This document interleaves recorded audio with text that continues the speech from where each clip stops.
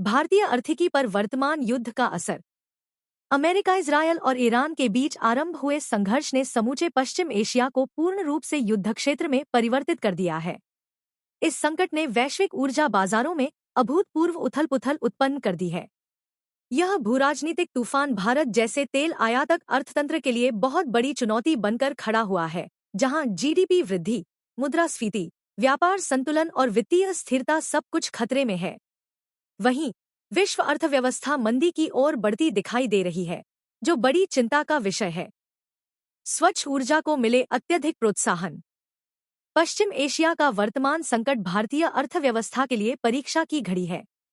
इसका प्रभाव केवल कूटनीतिक नीतियों तक सीमित नहीं है, बल्कि इससे भारत के आम नागरिकों के रसोई गैस से लेकर शेयर बाजार के ट्रेडिंग फ्लोर तक असर महसूस किया जा रहा है।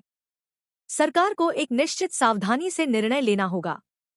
उदाहरण के लिए रसोई गैस के मामले में, जब सरकार ने गैस कंपनियों को घरेलू रसोई गैस को प्राथमिकता देने का निर्देश दिया, तो देश भर में वाणिज्यिक रसोई गैस की कमी की खबरें आने लगी।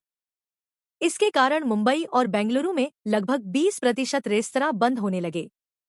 दिल्ली में भी वाणिज्यिक रसोई गैस की कमी के कारण छोटे ढाबे और रेस्तरां बंद दिखाई दे रहे हैं।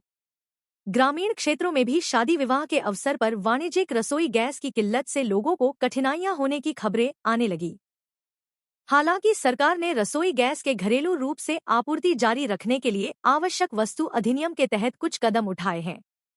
स्पष्ट है कि सरकार को अभी अपने निर्णयों में संतुलन और सामंजस्य बनाए रखना होगा। दरअसल यह संकट भारत के लिए एक चेतावनी भी है कि उसे अपनी ऊर्जा आत्मनिर्भरता को और मजबूत बनाना होगा। नवीकरणीय ऊर्जा को अपनाने की गति तेज करनी होगी।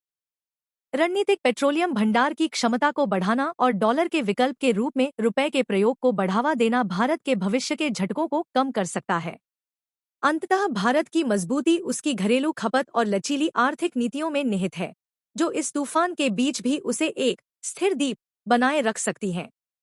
इस समस्या से निपटने के लिए सरकार की ओर से फिलहाल कई तरह के प्रयास किए जा रहे हैं, लेकिन सबसे अधिक आवश्यक इस बात की है कि भविष्य में स्वच्छ ऊर्जा और नवीकरणीय ऊर्जा के उत्पादन को तेजी से बढ़ाया जाए, जिससे ऊर्जा के मामले में भारत की आत्मनिर्भरता और मजबूत हो सके।